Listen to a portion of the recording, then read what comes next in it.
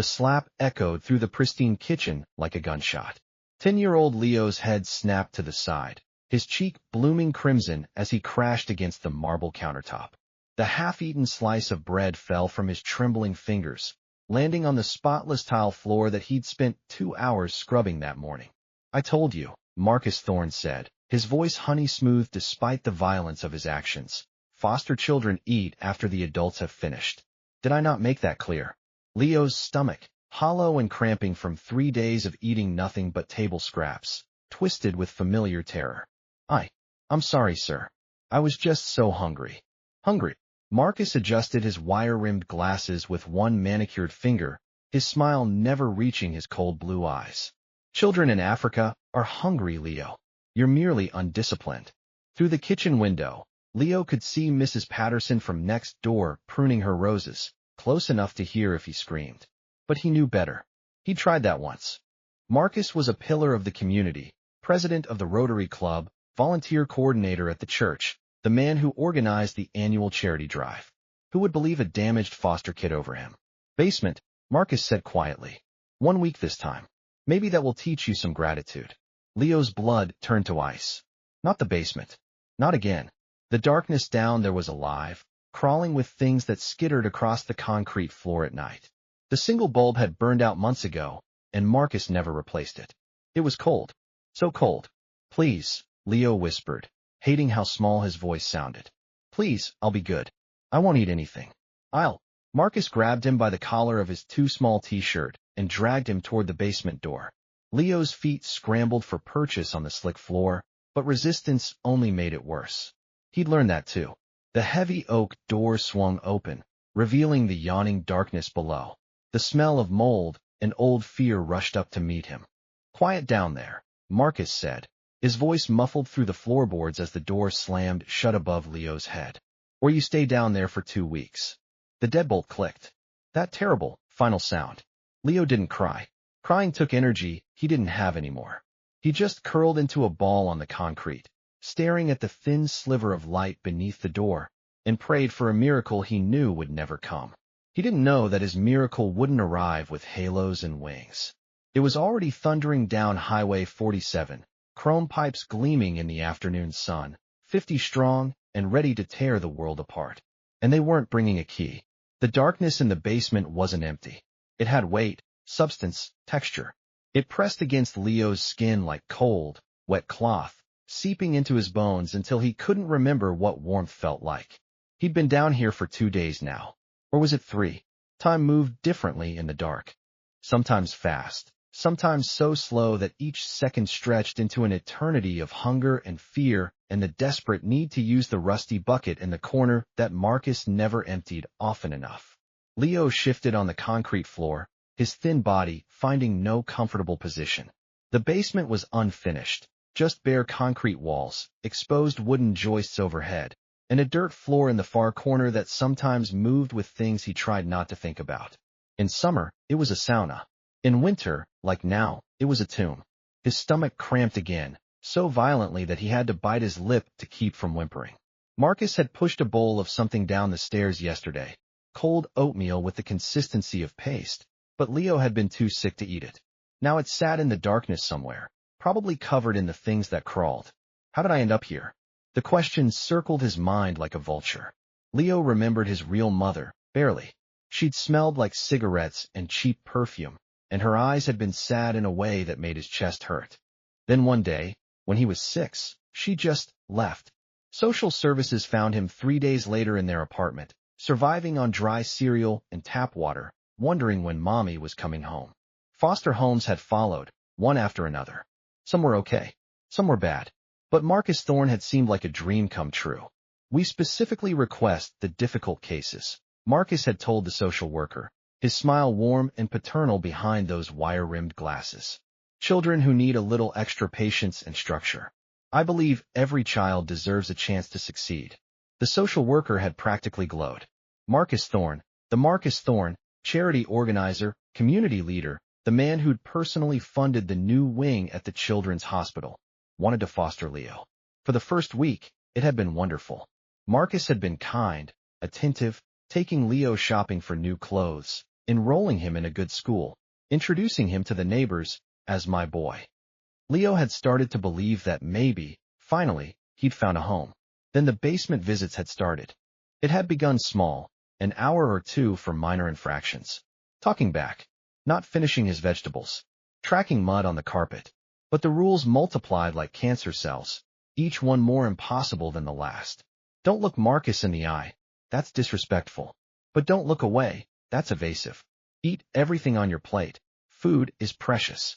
But don't eat too fast, that's ungrateful and piggish. There was no way to win. The basement was inevitable. And the worst part? Marcus was brilliant at maintaining his facade.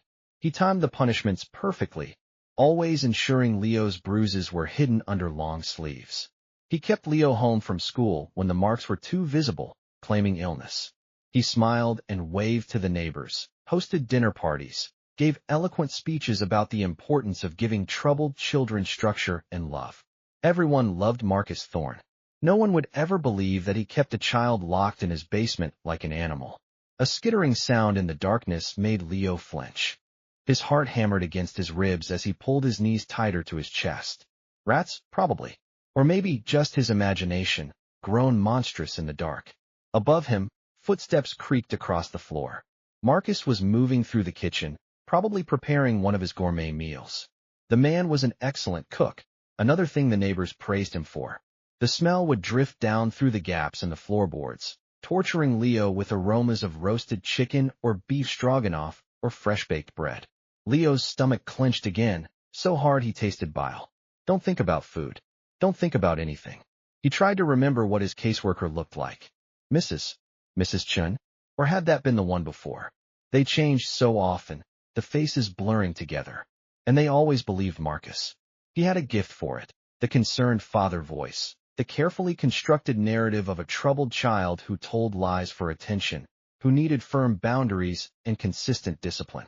I'm at my wit's end, Marcus had said to the last caseworker, his voice heavy with false concern. I love Leo like my own son, but the lying, the stealing. I'm worried about him. I've tried everything, therapy, reward systems, extra attention. Nothing seems to help. The caseworker had looked at Leo with pity and suspicion in equal measure. Another damaged kid inventing stories. How sad. A tear slid down Leo's cheek before he could stop it. He wiped it away angrily. Crying was weakness, and weakness only made Marcus worse. The floorboards creaked again. Then voices. Marcus had company. Leo pressed his ear to the cold concrete, straining to hear. It was muffled, but he could make out words. So generous of you to host the fundraiser committee meeting. Of course, anything for the children's hospital. And how is young Leo doing? Such a fortunate boy to have you. Leo's hands clenched into fists. If he screamed right now, would they hear? Would they care? Or would Marcus explain it away? Troubled child, behavior problems, timeouts in the basement as a last resort. All very controlled and therapeutic, of course. He'd tried once, months ago, when a police officer had knocked on the door for some community survey. Leo had pounded on the basement door, screaming for help until his throat was raw. The officer had asked about it. Marcus had laughed, that warm, embarrassed laugh that suggested a parent dealing with childhood dramatics. That's Leo. He's in timeout for breaking curfew. Very theatrical about consequences, this one. You know how kids are. The officer had chuckled sympathetically and moved on. After he left, Marcus had come down the basement stairs with the belt. Leo still had the scars. The voices above faded as Marcus led his guests to the living room. Soon there would be the clink of wine glasses, polite laughter, discussions of charity and community service. The perfect mask. Leo curled tighter into himself, trying to preserve body heat. His clothes, the same t-shirt and jeans he'd been wearing when Marcus threw him down here, offered little protection against the December cold seeping through the concrete. Someone has to notice eventually. Someone has to care. But in the crushing darkness of the basement, hope felt like a lie he told himself to survive another hour. Above him, Marcus's voice rose in laughter, warm and gracious and utterly monstrous. And Leo, small and forgotten and fading, could do nothing but wait. Marcus Thorne set the platter of artisanal cheeses on the coffee table with practiced precision, arranging the crackers in a perfect fan pattern.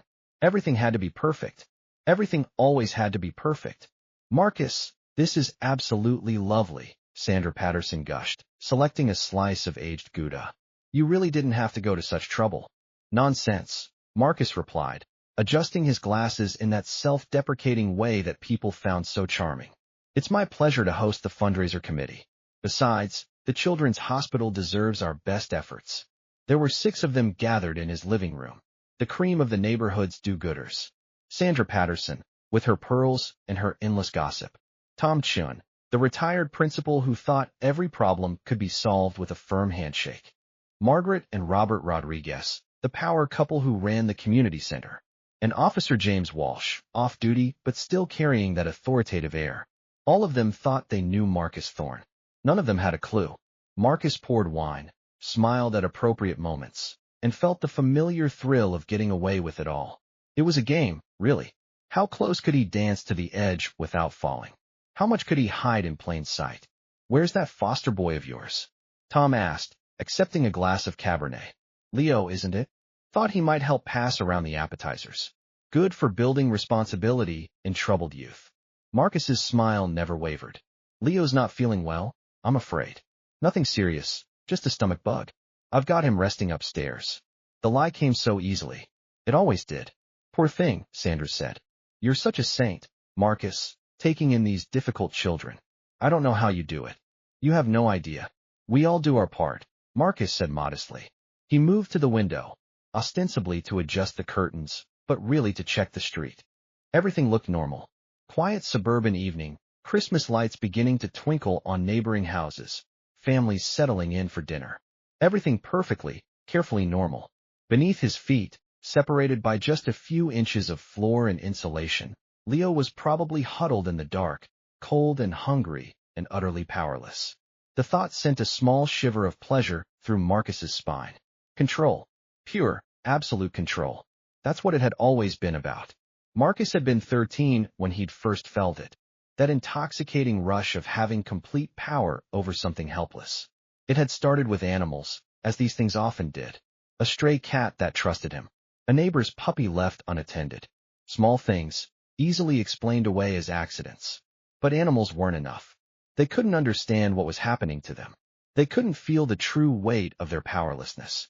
Children, though. Children understood. The foster system had been a revelation.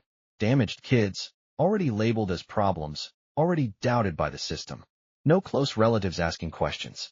Caseworkers overloaded with too many cases and too little time. And all Marcus had to do was play the role, the kindly foster father trying his best with troubled youth. Donations to the right charities.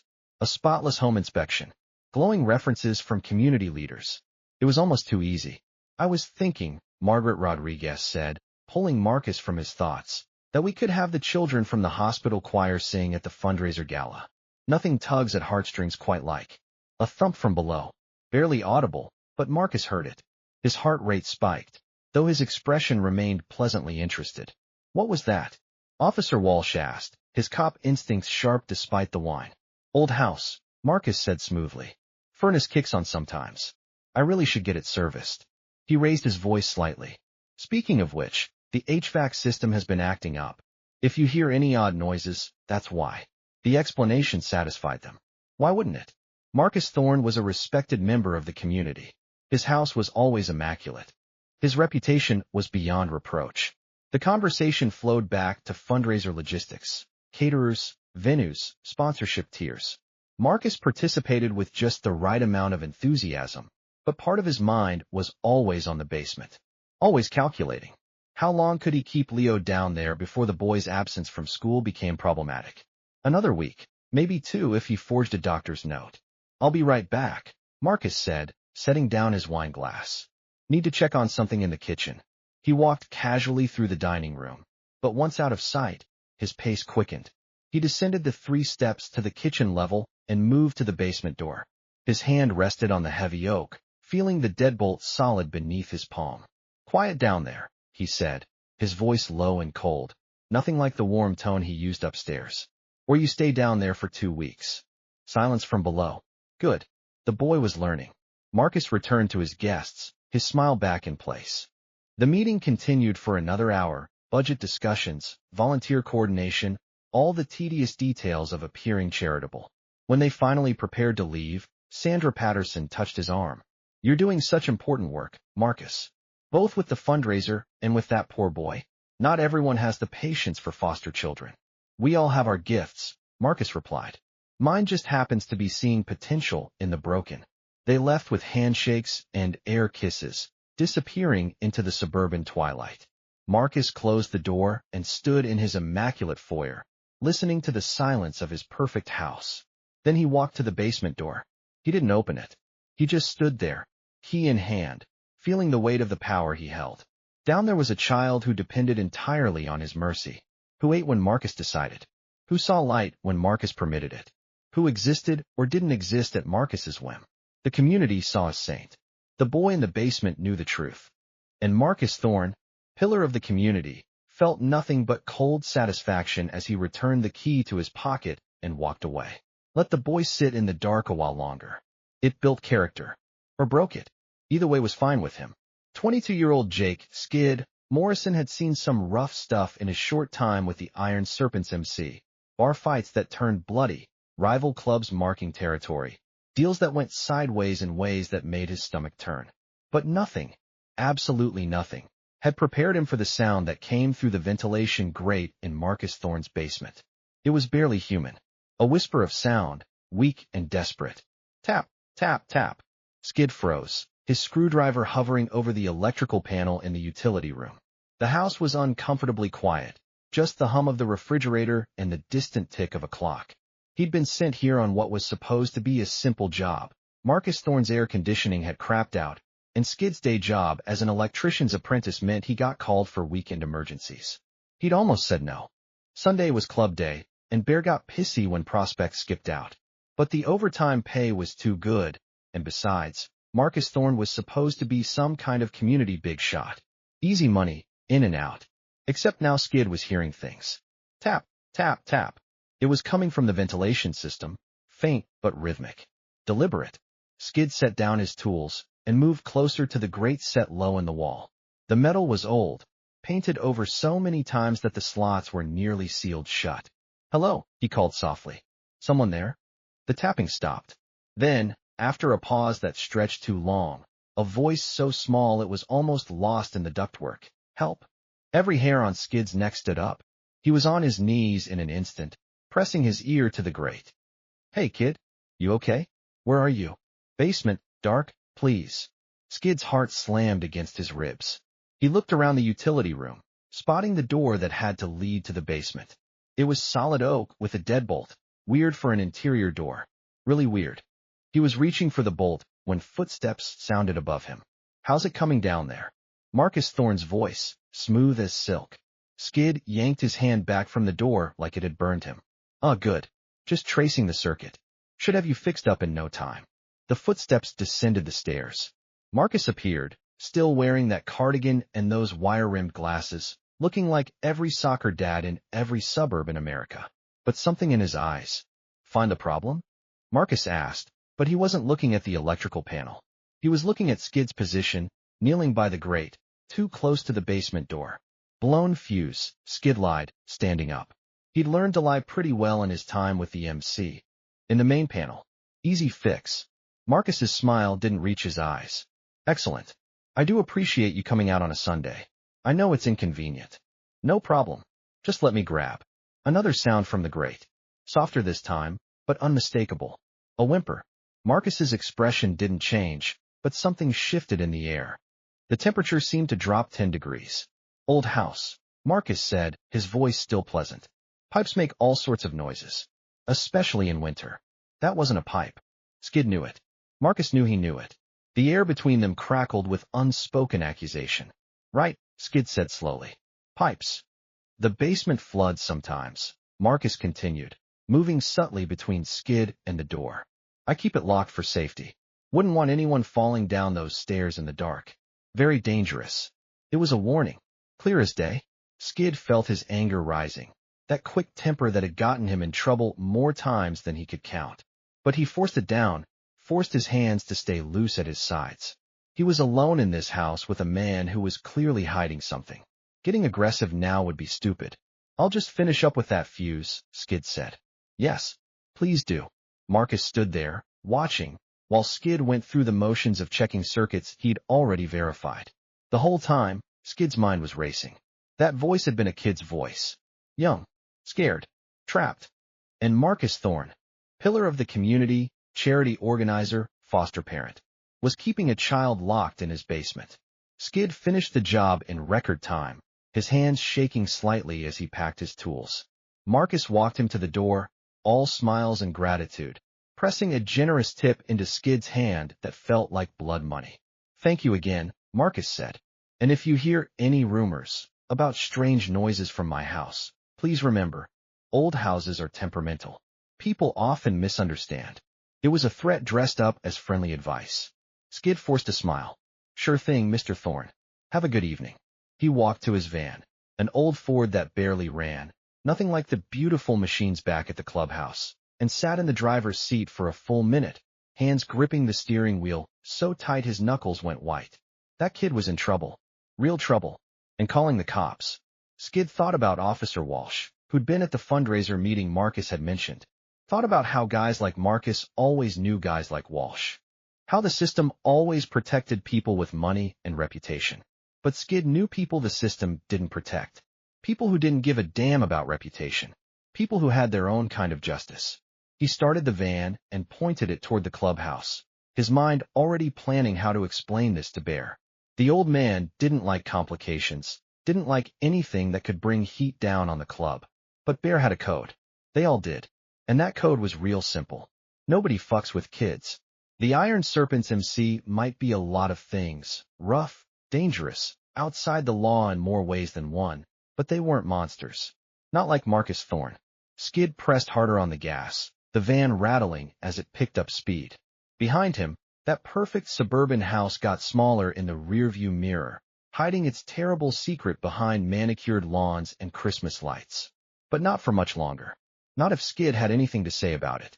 The Iron Serpent's clubhouse sat on the wrong side of town, where the streetlights were always broken and the cops didn't patrol after dark unless they absolutely had to. It was an old warehouse that had been converted into a fortress, steel doors, barred windows, and enough security cameras to make a casino jealous. Inside, it smelled like motor oil, cigarette smoke, and spilled beer. The walls were covered in club memorabilia, patches from chapters across 3 states, photos of rides going back 30 years, a memorial wall for fallen brothers. Classic rock thundered from speakers mounted in the corners, and the bar ran the length of one wall, bottles of whiskey catching the low light. This was home. Skid burst through the door, his heart still racing from the drive over. The usual Sunday crowd was there, maybe 20 guys in various states of relaxation. Some were working on bikes in the garage area. Others played pool or cards. A few were just drinking, unwinding from their straight-world lives before the work week started again. At the center of it all, holding court at the main table, was Jackson Bear Morrison. Calling Bear a big man was like calling the ocean damp. He stood 6'4" and weighed close to 300 pounds, none of it soft. His beard was gray-streaked and wild, hanging halfway down his chest. Tattoos covered every visible inch of skin, serpents and skulls, and symbols from a life lived hard. His hands were scarred and massive, capable of crushing bone or fine-tuning a carburetor with equal skill. He'd been president of the Iron Serpents for 15 years, and before that, he'd been a founding member when the club split from a bigger MC over philosophical differences. The kind that ended with 2 guys in the hospital and a permanent rift in the brotherhood. Bear looked up as Skid approached, his dark eyes missing nothing. Prospect, you look like you've seen a ghost. Job go bad. Skid realized he must look like hell. Pale, shaky, probably wild-eyed. Bear, I need to talk to you. Now. Private. The table went quiet. You didn't interrupt Bear unless it was important. You definitely didn't demand private meetings unless someone was bleeding or dead.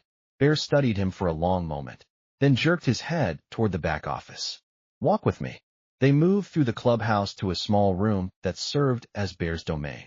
It was Spartan, a desk buried under paperwork, filing cabinets, a wall covered in maps marked with club territories and routes.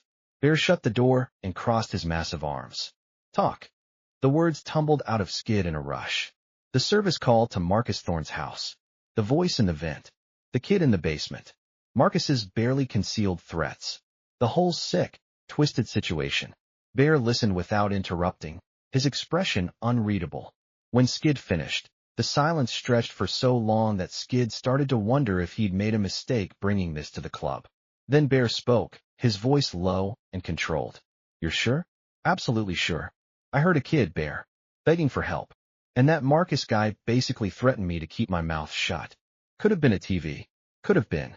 It wasn't a fucking TV. Skid's temper flared. I know what I heard. There's a kid locked in that basement, and that bastard is hurting him. Bear moved to the window, looking out at the bikes lined up in the lot like a cavalry ready to ride.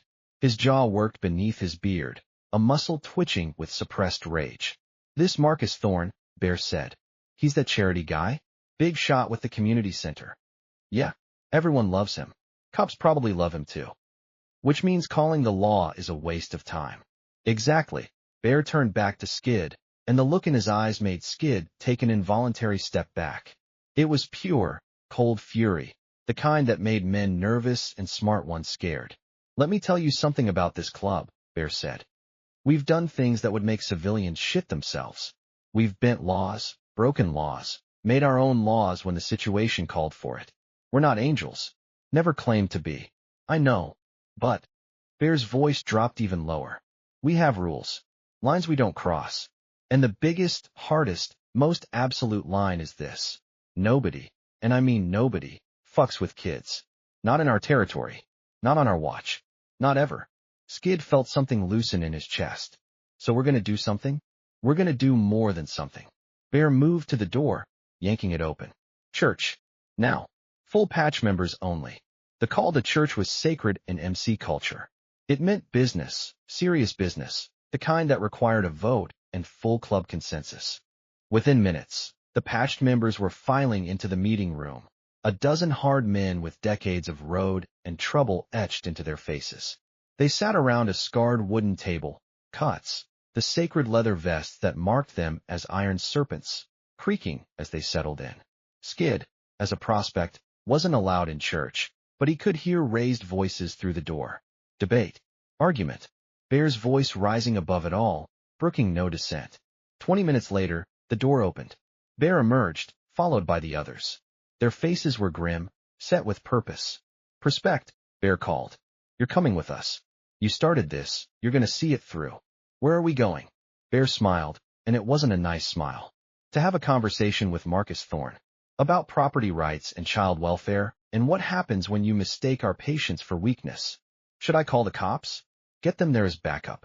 Fuck the cops, said Chains, the club's road captain, a lean man with prison tattoos and dead eyes. This is family business now. Mouse, the club's youngest full patch member at 35, was already on his phone. Calling in the guys from the East Side chapter. They can be here in 30 minutes. Full show of force, Bear decided. We're gonna make an impression. Skid watched in awe as the machine that was the Iron Serpent's MC spun into motion. Phones rang. Bikes fired up. Within an hour, the parking lot was filling with riders from 3 different chapters, men who dropped everything to answer Bear's call. By the time the sun started to set, there were 50 bikes ready to roll.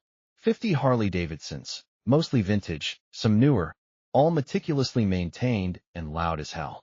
50 riders in leather and patches, carrying 20 years of road experience each.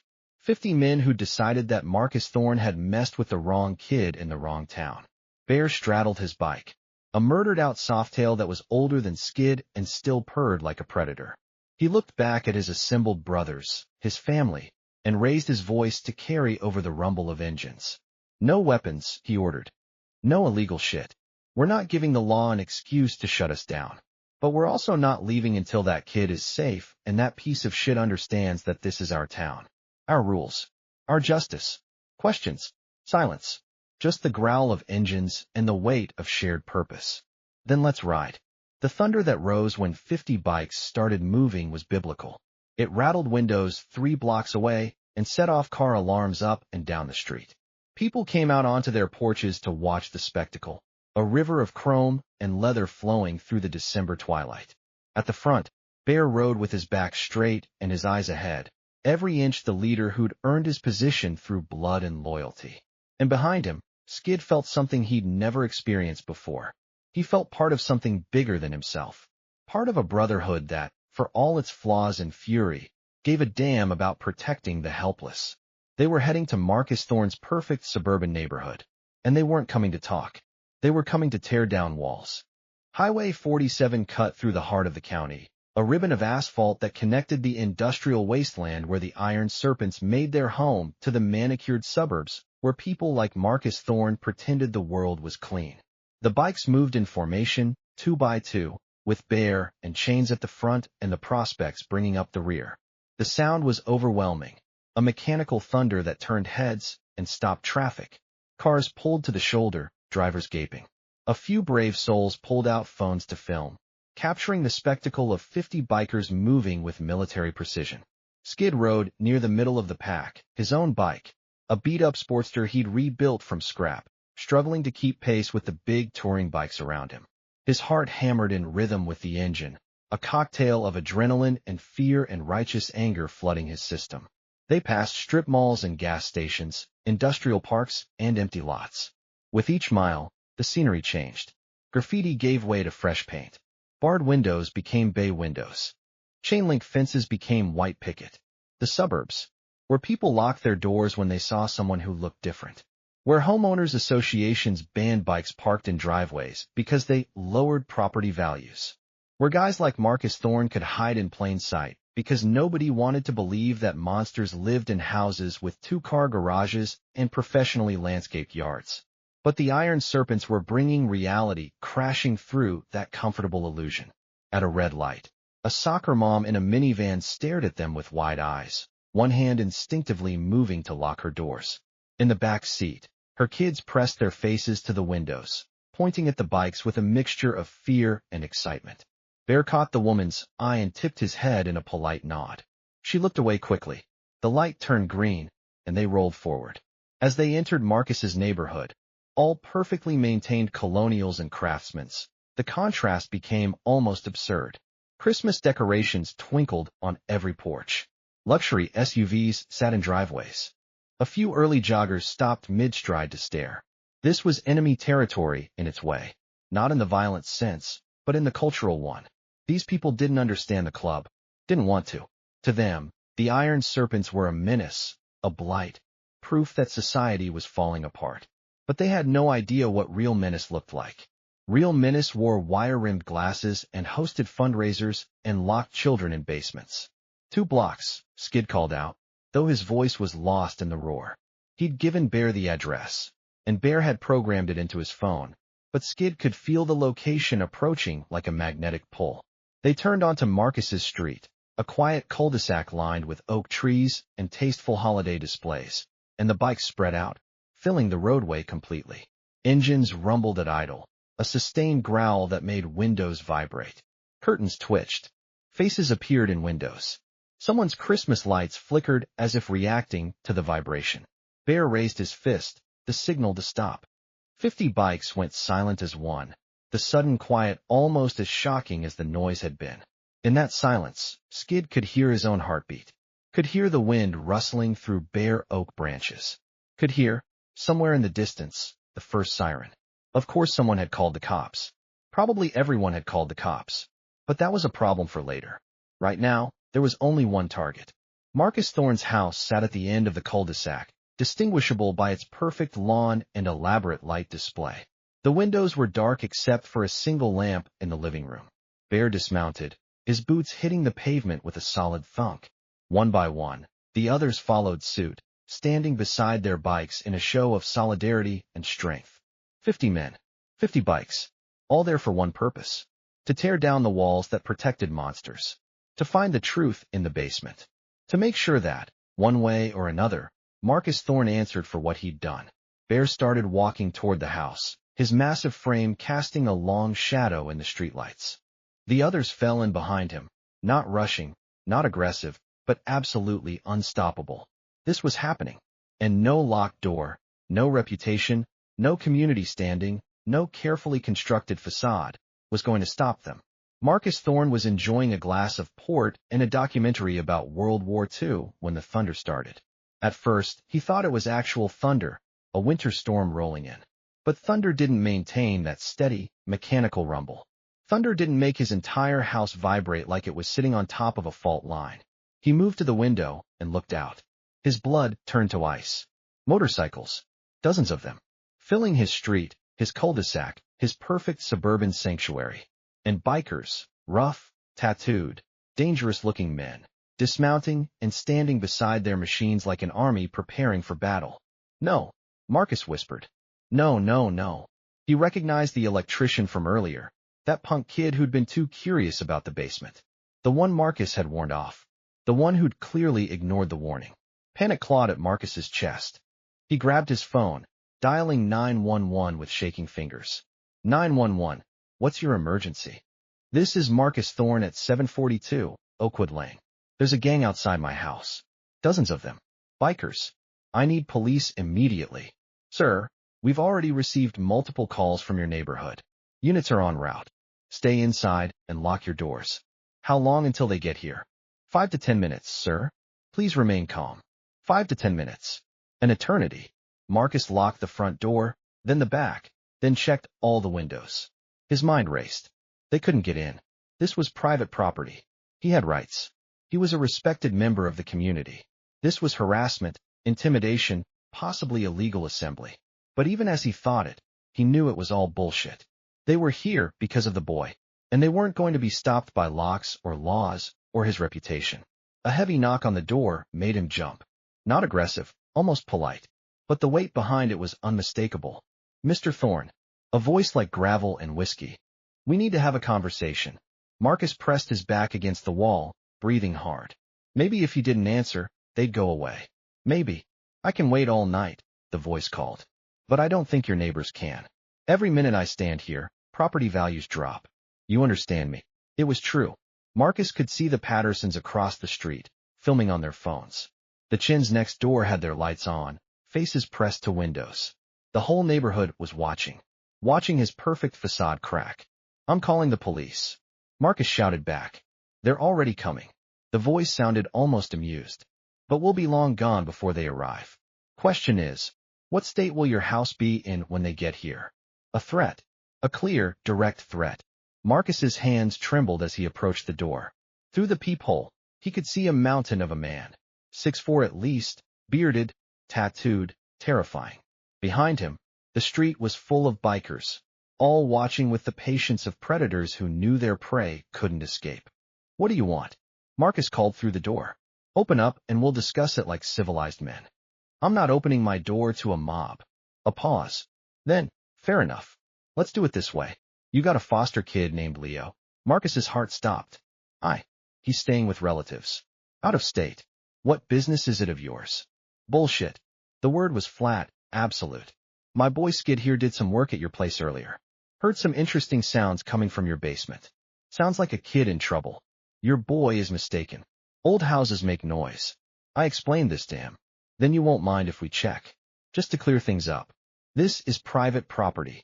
You can't. See, here's where you're wrong, Mr. Thorne. The voice got colder.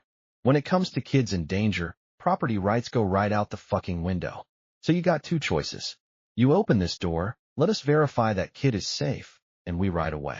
Or we open it ourselves, and things get messy. You're threatening me. I'm promising you. There's a difference. Marcus's mind raced. Call their bluff? No, these weren't the kind of men who bluffed. Stall until police arrived? Maybe. But then what? The police would ask questions. They might want to search the house. And if they found Leo in the basement, looking like he did, I need to get the key, Marcus said, buying time. The basement door, it's locked, and I'm not sure where. The key. The voice was utterly without humor now. You're telling me you don't know where the key to your own basement is? It's a big house. I have multiple keys. It'll take me a minute to find it. Through the door, he heard muttering. Then, you got 60 seconds. After that, we're done being polite. Marcus stumbled toward his study, his mind a whirlwind. The key was on his keyring, right there in his pocket. But if he opened that basement door, if these animals saw Leo in the condition he was in, prison, he'd go to prison. Everything he'd built, the reputation, the respect, the power, gone. All because one nosy electrician couldn't mind his own business. Unless. Marcus grabbed his phone and started deleting messages. Evidence. There was evidence on here. Photos he'd taken of Leo's progress. Messages to other foster parents he'd connected with online, ones who shared his particular interests. He needed to erase it all before. Time's up, Mr. Thorne. The voice was right outside. Close. Too close. Marcus ran to the front door, pressing his face to the peephole.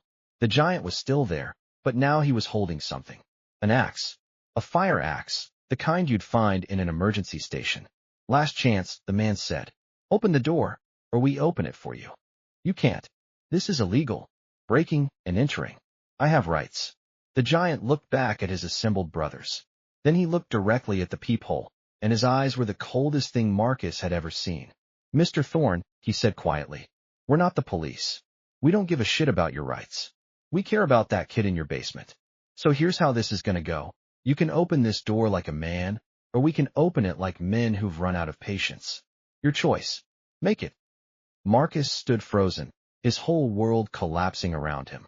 Behind him, through the floorboards, came the faintest sound. Tap, tap, tap. Leo. Still down there. Still trapped. Still the evidence that would destroy everything. And in that moment, Marcus Thorne, pillar of the community, charity organizer, monster in disguise, made his final, fatal mistake. I don't have a key, he said. The basement floods. I lost the key months ago. There's nothing down there but old storage. You're wasting your time. The silence that followed was terrible. Then, through the door, calm as death itself. We don't need a key. And the world exploded in splinters and fury. The first blow of the fire axe hit the door with a crack that echoed through the entire neighborhood like a gunshot. Wood splintered. The expensive oak that Marcus had installed specifically because it was solid and secure and impossible to breach. It might as well have been cardboard. Marcus stumbled backward, his scream caught in his throat. This wasn't happening. This couldn't be happening. Crack. Another blow. The door frame buckled. Stop. Stop. I'll call my lawyer. You're all going to jail for this. Nobody responded. Nobody cared. Crack. A third blow created a hole near the deadbolt. Through it, Marcus could see the bearded giant's face, set with grim determination. Breaking and entering. Marcus shrieked. Home invasion. This is... Shut up. The voice was flat, absolutely done with words. 2 more strikes, and the door gave way completely, slamming inward off its hinges. The giant stepped through, axe in hand, and Marcus scrambled backward, tripping over his own feet. The basement, Bear said, not even looking at Marcus. Where? Skid pushed past, moving with purpose toward the kitchen. This way. The bikers flooded into Marcus's pristine home, their boots tracking dirt across his imported rugs, their rough presence violating every carefully curated space. They weren't destructive, not yet, but their sheer presence was a desecration of everything Marcus held sacred. You can't do this. Marcus tried one more time, his voice breaking. This is my home. My property. Bear finally looked at him, and the expression on his face was beyond contempt. It was the look someone gives a cockroach before stepping on it. Where's the key? I told you I don't have it. The basement is just storage. There's nothing. Bear moved faster than a man his size should be able to move. He grabbed Marcus by the collar of his expensive cardigan and lifted him until his feet left the ground. Let me explain something to you real simple, Bear said, his voice so quiet it was almost gentle. You got a kid locked in your basement. We know it. You know it. So you can give me that key right now, or I can tear this house apart board by board until I find him. Your choice. But either way, I'm seeing that kid in the next 60 seconds. Marcus's bladder almost let go. Up close, Bear was even more terrifying. Not just big, but focused, with the kind of intensity that suggested he'd done violence before and wouldn't hesitate to do it again. Pocket, Marcus whispered. Right pocket. Bear dropped him. Marcus crumpled to the floor as rough hands yanked the keyring from his pants. Skid grabbed it and sprinted for the basement door. The deadbolt clicked. The door swung open, and the smell that wafted up from the darkness below made several of the bikers recoil. Jesus Christ, someone muttered. Skid was already descending the stairs, pulling out his phone for light. The beam cut through the darkness, revealing bare concrete walls, a dirt floor in the back corner, a bucket that reeked of human waste. And in the corner, curled into the smallest possible ball, a shape that was barely recognizable as a child. Leo, Skid called softly. Hey kid, we're here to help. Nobody's gonna hurt you. The shape didn't move, didn't respond. Might have been dead except for the shallow rise and fall of breathing. Bear appeared at the bottom of the stairs, and even he, who'd seen terrible things in his 50 years, went still. His massive hands clenched into fists, the knuckles going white. Get him out of there, he said quietly. Carefully. He's gonna be scared. Skid approached slowly, hands visible, voice calm. Leo, my name's Skid. I was here earlier, remember? When I fixed the electric. I heard you calling for help. I came back with my friends. We're gonna get you out of here, okay? Still no response. But when Skid got close enough, he could see the boy's eyes. Huge, dark, empty of everything except fear and exhaustion. Can you walk, kid? A tiny shake of the head. That's okay. I got you. Skid gathered the boy into his arms, shocked at how little he weighed. 10 years old, and felt like he might weigh 50 pounds soaking wet. His clothes were filthy. His skin was cold. There were bruises, old ones and new ones, marking his arms and neck. Evidence of months of systematic abuse. As Skid carried Leo up the stairs, the assembled bikers parted silently. Men who'd lived hard lives and seen terrible things stood in stunned silence at what had been hidden in this perfect suburban home. Bear met them at the top of the stairs. He looked at Leo for a long moment, then back down to the basement, then over to where Marcus cowered against the wall. Someone call an ambulance, Bear said, and Child Protective Services. This kid needs medical attention. Already done, Mouse said, phone to his ear. Marcus saw his chance. While they were distracted with the boy, he started crawling toward the back door. If he could just get outside, get to the Pattersons' house, call his lawyer. A boot came down on his hand. Chain stood over him, his lean face expressionless. Where you going, Chief? I need to explain. This isn't what it looks like. The boy has behavioral issues. The basement is a therapeutic timeout space. I can show you the literature. Shut up.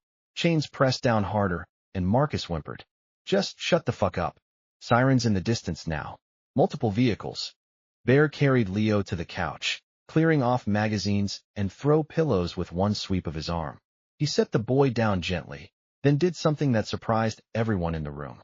He took off his kit, the sacred leather vest that marked him as president of the Iron Serpents MC, the garment that represented 20 years of loyalty and brotherhood, the thing that was, in many ways, more important to him than his own skin.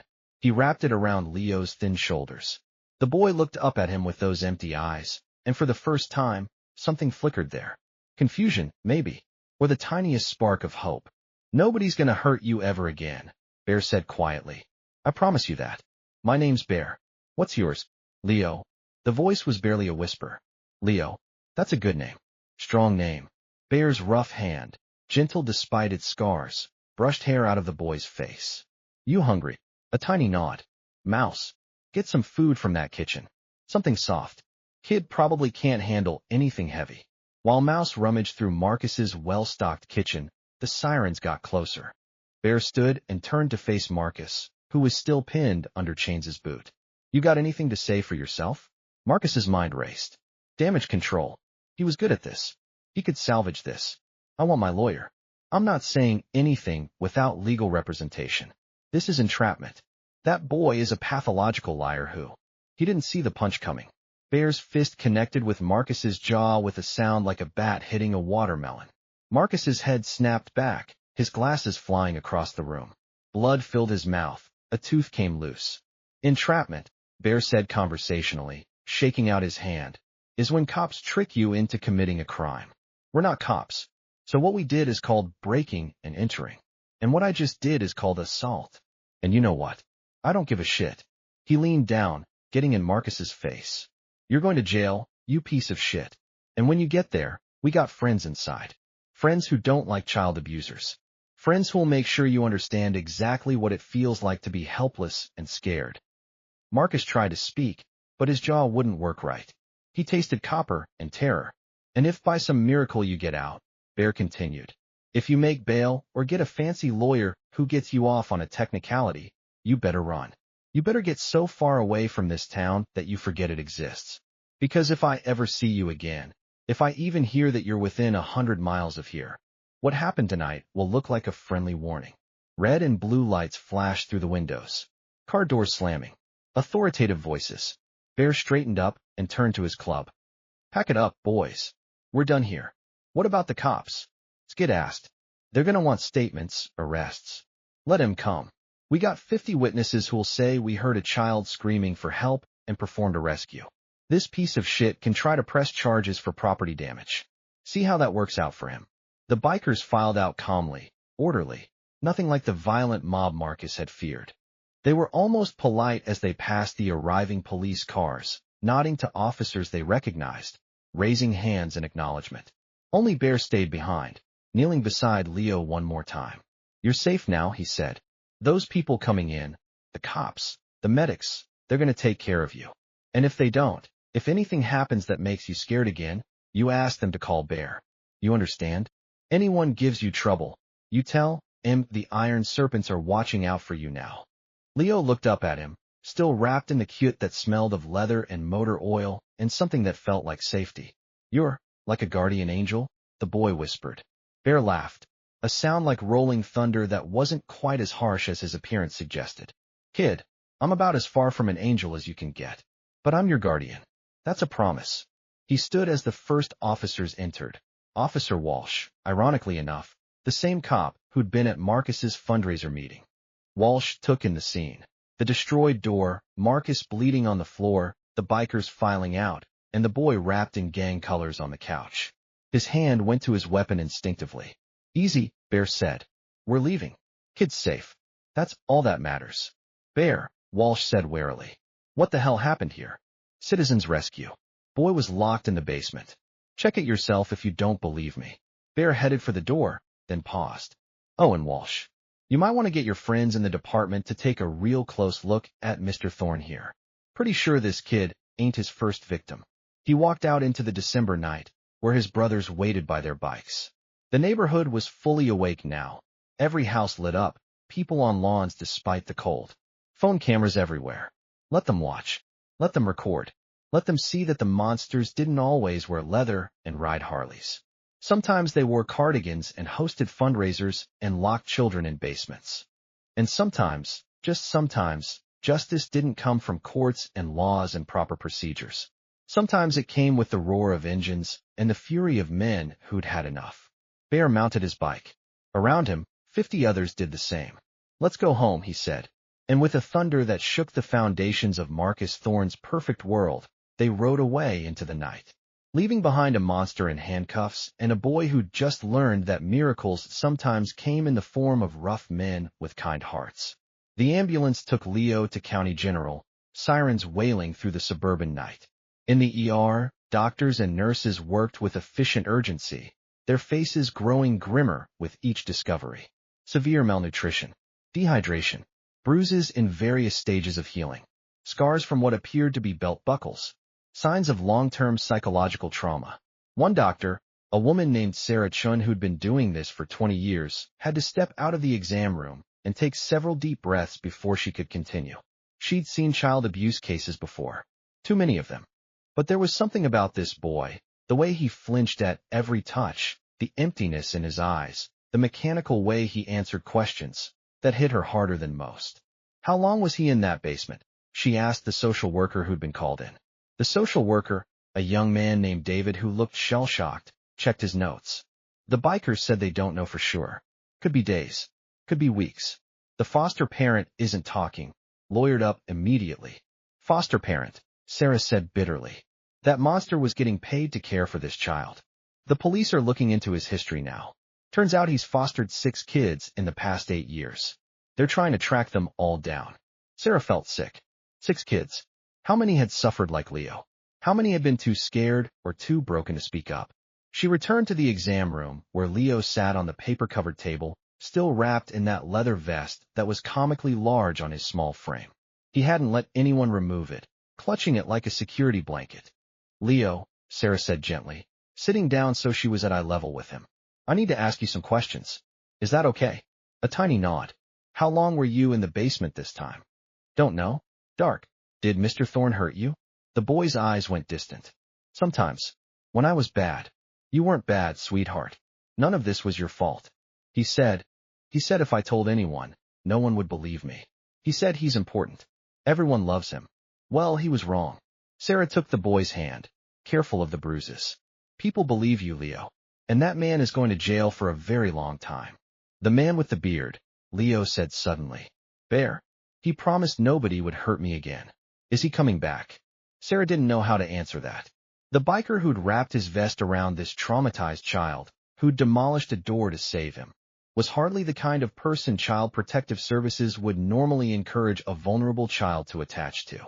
But then again, that biker had done more to protect Leo in one night than the system had done in months. I don't know, Sarah admitted. But I know he meant what he said. You're safe now. 3 floors up, in a private waiting room that the hospital administrator had suggested they use, Bear sat with Skid and Mouse, drinking terrible vending machine coffee and waiting for news. They'd given statements to the police, sanitized versions that focused on the rescue and glossed over the property destruction. Surprisingly, Officer Walsh had seemed more interested in building a case against Marcus than arresting the bikers. Kid's story checks out, Walsh had said. And between you and me, Bear, if you hadn't shown up when you did, I don't want to think about how this would have ended. Now they just waited. Bear had refused to leave until he knew Leo was okay. His cute was still with the boy, and he wasn't leaving without it. Not because of the vest itself, but because taking it back felt like abandoning the kid. You did good tonight, Mouse said quietly. Real good. Bear didn't respond. He was thinking about those empty eyes. That tiny voice. The smell of that basement. How many red flags had been missed? How many caseworkers had visited that house, seen the perfect facade, and signed off without digging deeper? How many neighbors had heard strange sounds and convinced themselves it was nothing? The system had failed Leo completely. Excuse me. Bear looked up to see Dr. Chun standing in the doorway. You're Bear? Yeah. How's the kid? Physically, he'll recover. He's malnourished and dehydrated, but nothing that time and proper care can't fix. Her expression darkened. Emotionally, that's going to take a lot longer. Can I see him? Are you family? No. Then normally, I'd say no. Dr. Chun looked at him appraisingly. But he keeps asking for you. And honestly, you've done more for that child tonight than anyone else in his life. So yes, 5 minutes. Bear followed her through sterile corridors to a private room where Leo sat propped up in bed, and 4 in his arm, and his small body nearly lost in the hospital gown. But he was clean now, his hair washed, his face no longer streaked with dirt and tears. And he was still wearing the cute over his hospital gown. Hey kid, Bear said softly, pulling up a chair. How you feeling? Tired, Leo admitted. But better. They gave me soup. And crackers. And juice. All I wanted. Good. That's real good. Your jacket, Leo said, touching the leather. I should give it back. Nah. You keep it as long as you need it. It looks better on you anyway. A ghost of a smile touched the boy's face. The first smile, probably, in months. You came back. Told you I would. And I keep my promises. Are you really a guardian angel? Bear laughed, that rough sound that was somehow gentle. Kid, I'm a biker. I've done things that would probably disappoint actual angels. But I'm your guardian. That part's true. What's going to happen to me? The fear crept back into Leo's voice. Where will I go? Social services will find you a placement. A good one this time. They're going to make damn sure of that. What if it's bad again? What if someone else? Bear leaned forward, his massive hand engulfing Leo's small one. Listen to me. You got my number now. The doc's going to make sure you have it. And if anyone ever makes you feel scared or hurt again, you call me. Day or night, doesn't matter. You call, and I come running. Understand? But why? Why do you care? You don't even know me. Kid, I got a code. We all do. And that code says we protect people who can't protect themselves. Especially kids. So yeah, I care. And so does my whole club. You're under our protection now. Anyone messes with you, they mess with all of us. Leo's eyes filled with tears, the first real emotion Bear had seen from him. Thank you, he whispered. Thank you for hearing me. Thank you for coming. Nothing to thank me for. That's just being human. Dr. Chin appeared in the doorway. Sorry, Bear. He needs to rest. Bear stood, but Leo grabbed his hand. You'll check on me? Sometimes. Count on it, kid. Count on it. As Bear walked out of the hospital into the cold December night, he found Skid and Mouse waiting by the bikes. How is he? Skid asked. He's gonna make it. Kid's tougher than he looks. They mounted up and rode back to the clubhouse in silence, the night clear and cold around them. When they arrived, the rest of the club was waiting. They'd heard what happened, and the mood was subdued but satisfied. Justice had been served. Not the legal kind, maybe, but the kind that mattered. Marcus Thorne's arraigned tomorrow, Chains reported. Charged with child abuse, false imprisonment, endangerment. DA's talking about adding kidnapping charges. And they're looking into all his previous foster kids. Good, Bear said. Make sure we got people watching the courthouse. If that bastard makes bail. He won't, Chains said with a grim smile. Judge is Margaret Harper. She's got 3 grandkids. She hears this case. Thorne's not seeing daylight until trial. And the kid? CPS is fast-tracking a placement with a vetted family. Real one this time. Not some psycho who's good at paperwork. Bear nodded, satisfied. It wasn't perfect. Nothing about this situation was perfect, but it was better. Leo was safe. Marcus was facing justice. And the Iron Serpents had sent a message. This was their town, and certain things would not be tolerated. Later, alone in his small apartment above the clubhouse, Bear looked at his phone. Dr. Chun had indeed given him Leo's contact information, along with a note. He asks about you. Please don't disappear on him. Bear wasn't going anywhere. That kid had wormed his way past all of Bear's defenses, and Bear was man enough to admit it. Maybe it was because Bear had been a scared kid once too. Maybe it was because he'd spent his whole life protecting people, and here was a kid who actually needed it. Or maybe it was simpler than that. Maybe monsters like Marcus existed because good people let them. And Bear was done letting them. 3 weeks later, Leo sat in a different home. A real home. At a kitchen table that smelled like fresh cookies instead of fear. His new foster parents, the Johnsons, were young and kind and careful. They didn't lock doors. They didn't have basements. They asked before touching him, respected his space, and seemed genuinely happy to have him there. It was strange. Almost uncomfortable in its normalness. But every night, before bed, Leo would take out his phone, a cheap one the Johnsons had gotten him, and text a number saved under Bear. Good night. I'm okay. And every night, within minutes, a response. Good to hear, kid. Sleep tight. Bear had visited twice, once officially, with a social worker present, and once unofficially, bringing Leo a present, a leather bracelet with a small serpent charm. It's not a full kit, Bear had explained. You gotta earn that, and you're way too young. But this means you're under club protection. Anyone messes with you, you show them that bracelet, and they'll know. Leo wore it every day. The trial was set for February. The DA had built a case that was apparently airtight, not just based on Leo's testimony, but on evidence found in Marcus's house. A hidden computer with photos and records of abuse. Communications with other predators. A systematic pattern of targeting vulnerable children. 2 of Marcus's previous foster kids had come forward with their own stories. The case was growing beyond just Leo. But Marcus's lawyers were good, expensive, and ruthless. They were already building a defense based on technicalities, unlawful search and seizure, contaminated evidence from the bikers' forced entry. It made Leo sick to think about. What if Marcus got off? What if he walked free? Bear had addressed that fear during his last visit. Legal system's gonna do what it does, he'd said. And yeah, sometimes bad people slip through cracks. But here's the thing, Leo, even if he walks on the charges, he's done. His reputation's destroyed. He'll never foster another kid. Never work with children again. And he knows that we're watching. One wrong move, and justice finds him anyway. It wasn't completely comforting, but it was something. On Christmas Day, Leo woke up to presents under a tree, something he hadn't experienced in years. The Johnsons had been careful, asking what he wanted instead of assuming. There were books, clothes that actually fit, and a helmet. For when you ride with Bear, Mrs. Johnson explained. He called and asked for your size. Said you two had plans this spring. Leo's heart soared. Bear hadn't forgotten. Hadn't moved on to other problems and other kids. He'd remembered. Later that afternoon, a rumble filled the quiet suburban street. The neighbors came out to see what was happening, and there they were, a dozen bikers, led by Bear, all carrying wrapped packages. Merry Christmas, kid, Bear called, dismounting. The Johnsons, to their credit, didn't panic. They invited everyone in, all 12 leather-clad, tattooed bikers crowding into their modest living room.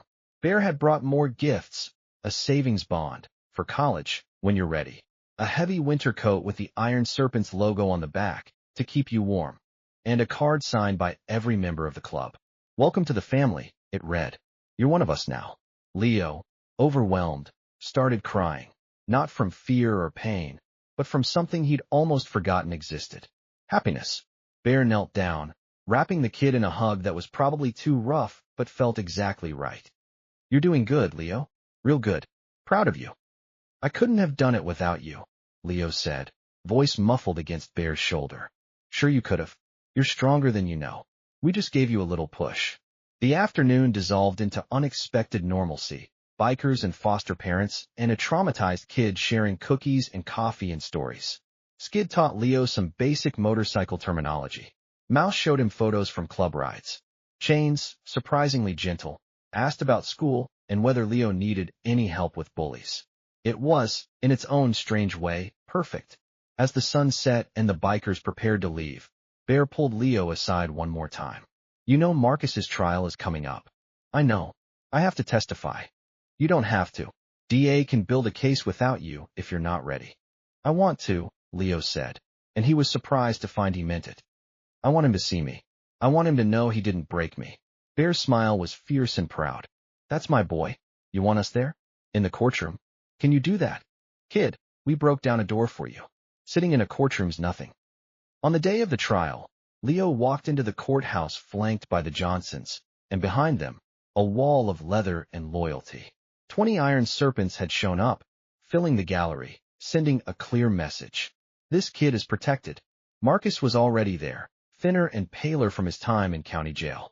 His expensive suit couldn't hide the bruises. Apparently, Bear's friends inside had made good on their promise. When his eyes met Leo's, they widened with fear. Good. Let him be afraid for once. Leo took the stand and told his story. All of it. The basement, the hunger, the isolation, the systematic cruelty disguised as discipline. His voice shook, but he didn't break.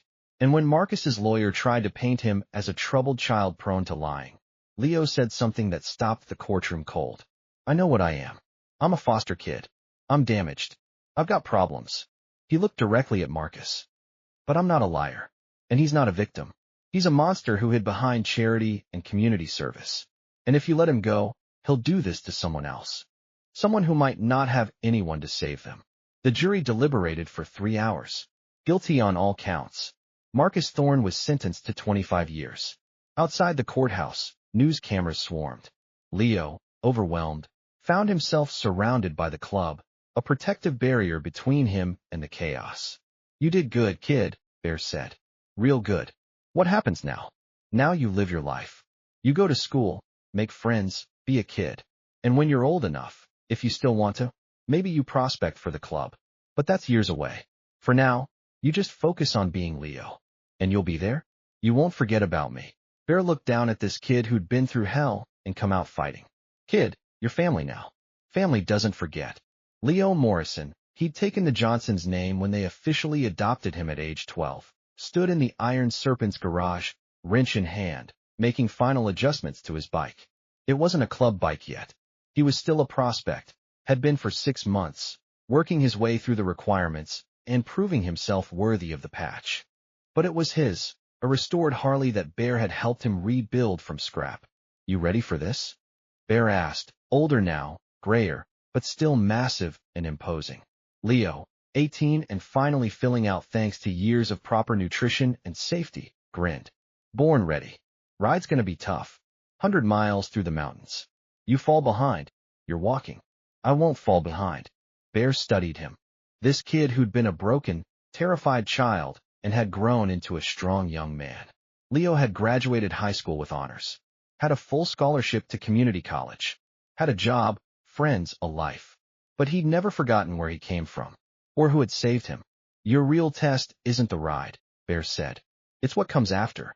Being part of this club means living by our code, protecting people who can't protect themselves. You ready for that responsibility? I've been ready since I was 10 years old, Leo said.